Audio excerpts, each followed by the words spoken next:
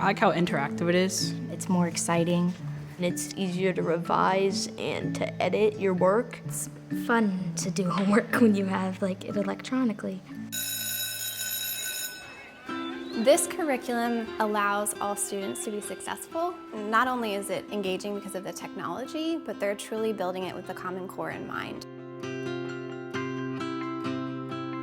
Instead of using old textbooks or even chapter books that are in the book room at school, they're picking the right pieces of writing, current, some classics, but exactly what aligns with the Common Core.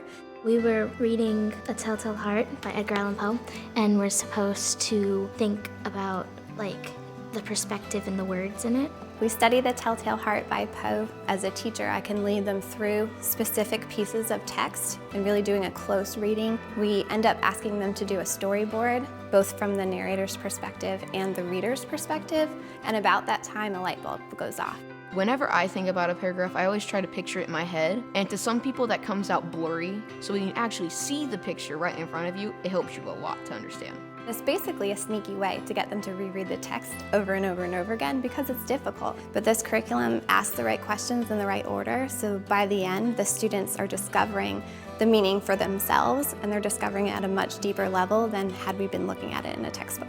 The text that the students read was quite rigorous, above their grade level, but because they were closed reading and they had those tools available, they were successful. Just yesterday, I had a student come up to me right before lunch. She was really excited. She was like, look what I've read, and that book I started yesterday, I finished last night. I'm seeing a lot more reading, especially from a student who doesn't always choose to do that on her own. Before, I just didn't write that much, but now I write a lot. By the time we get to the writing, they feel like they have such a good understanding that they're ready to go. In fact, they get kind of angry when I push eyes up and make them stop, which I think at any point makes the teacher really happy. Where you have to say, you have to stop reading, you have to stop writing.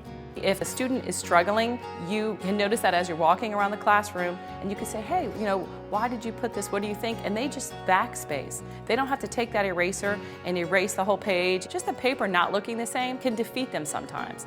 That is positive for them, and having that feedback right then. Your feedback and your suggestions are in a little bubble box, and they're looking at that box, and I think they're kind of excited to fix it. They want to make it look beautiful and then to show it to you again.